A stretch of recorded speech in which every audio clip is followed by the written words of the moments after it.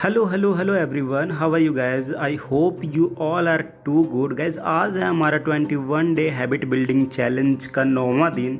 8 दिन हम सब ने मिलकर के कंप्लीट कर लिया है। इस 12 घंटे कंटिन्यू स्टडी करने के चैलेंज में हम सबको बहुत कुछ सीखने को मिल रहा है और बहुत सारी सिलेबस जल्दी जल्दी कवर भी हो रही है। लेकिन आज जब मैं लाइव स्टडी कर रहा था उस बीच एक ऐसा कमेंट आया कि मुझे लगा कि यार इसके ऊपर बात करना तो बहुत ज़्यादा ज़रूरी है।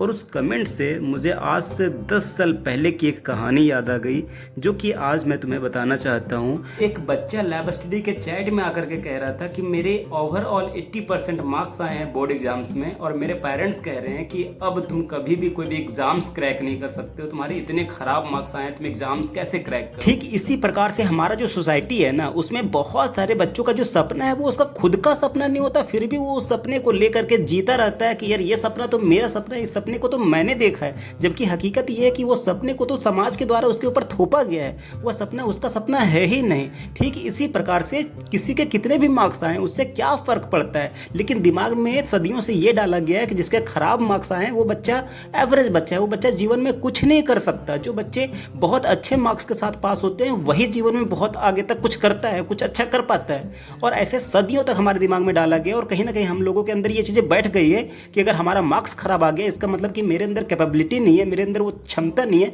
मेरे अंदर वो ताकत नहीं है कि हम लोग कुछ कर सकें।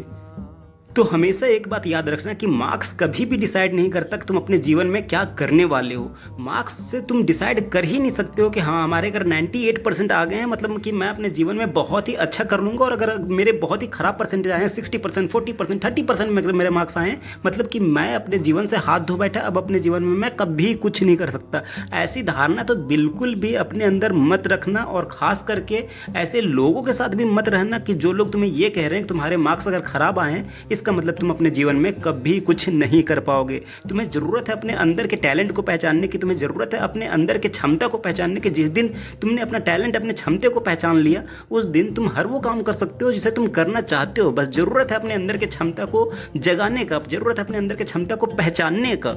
जिस प्रकार से हाथी ये भूल चुका है कि हमारी क्षमता क्या है, हमारी ताकत क्या है, मैं क्या कर सकता हूँ, रस्सी को 1 मिनट में मैं तोड़ सकता हूँ, फिर भी वह रस्सी को नहीं तोड़ करके एक ही जगह पे बंधा हुआ है क्योंकि उसके दिमाग में ये है कि यार मैं इस रस्सी को तोड़ ही नहीं पाऊंगा क्योंकि मैंने कोशिश करा था, इसलिए वह यही सोच के साथ जी रहा है और अभी कोशिश नहीं कर रहा है। सिंपल इसी प्रकार से हम लोग भी समाज की गलत धारणाओं के अंदर घिरे हुए हैं। तो ज़रूरत है हम सबको उस धारणा से बाहर निकलने की और अपने आप से सोचने की कि मेरी क्षमता क्या है, मेरा पोटेंशियल क्या है, मैं क्या कर सकता हूँ। ना कि ये कि समाज में जो चीज़ें हो रही है वही चीज़ें मेरे ऊपर अप्लाई होती है। अगर कोई बच्चा कम नंबर ला करके कुछ नहीं कर पाए तो हम भी कुछ नहीं कर पाएंगे। समाज की ये गलत धारणा को अपने अंदर से निकालने की ज़रूरत है और अपने पोटेंशियल को पहचानने की ज़रूरत है कि तुम हर वो काम कर सकते हो, तुम्हारे अंदर वो ताकत है, लेकिन ज़रूरत है अपनी ताकत को पहचानने की। अगर एक एग्जाम्स में किसी का खराब नंबर आ जाता है इसका मतलब यह नहीं है कि वह अपने जीवन में कभी कुछ नहीं कर पाएगा, वह अपने जीवन में बहुत कुछ कर सकता है। ऐसे हजारों एग्जाम्पल्स तुम्हें सोसाइटी में मिल जाएंगे, लेकिन सोसाइटी के अंदर ये धारणा बन जाती है कि जो खराब नंबर लाया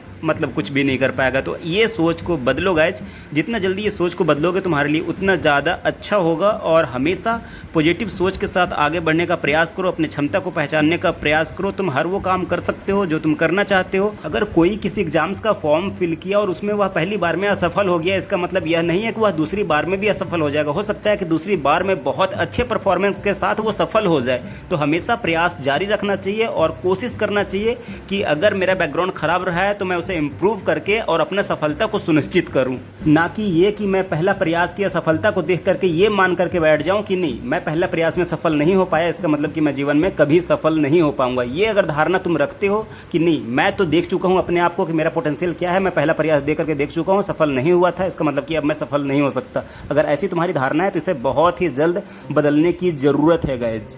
तो गाइज आज की ब्लॉग को यहीं पर समाप्त करते हैं। उम्मीद करता हूँ कि ब्लॉग पसंद आया होगा। एक क्विक अपडेट दे दूँ मैं कि आज मेरे दिन में टोटल दिन रात मिला करके लगभग स्ट्रीम को मिला करके और सुबह की स्टडी को मिला करके लगभग 13 से 14 घंटे स्टडी आज भी हमारा कंप्लीट हो चुका है। जैसा कि तुम सब ने देखा कि आज मैं 9 बजे अपना स्ट्रीम स्टार्ट किया था और कल की ब्लॉग में तुम लोगों ने देखा था कि मैं 9 बजे सोया था। तो 9 बजे सो करके मैं लगभग 2 या 3 बजे उठा था। उसके बाद फिर मैं कुछ पढ़ाई करी थी, फिर 9 बजे मैंने पढ़ाई किया था और अभी सुबह के 5 बज रहे हैं, 5:30 बज रहे हैं। देख सकते हो तुम लोग घड़ी में 5:30 बज रहे हैं। मैं उधर भी टाइम दिखा देता हूँ, जस्ट अ सेकेंड।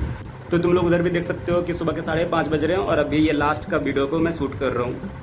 और मुझे अभी नींद बिल्कुल भी नहीं आ रही, तो मैं अपने स्टडी को और भी कंटिन्यू करूँगा, लेकिन इस ब्लॉग को यहीं पे एंड करते हैं गाइस, क्योंकि 8 बजे ब्लॉग जानी है, तो इसे जल्दी से आधा घंटा लगेगा एडिट करके, बस आगे पीछे कट करके और ऐड करूँगा, ज़्यादा एडिटिंग में टाइम नहीं लगाऊंगा और अपना पढ़ाई करूँगा, ठीक है। तो इस ब्लॉग को यहीं पर समाप्त करते हैं। उम्मीद करता हूँ कि पसंद आया तो do like, do comment, do share guys. बाकी bye bye, see you in the next blog, bye bye.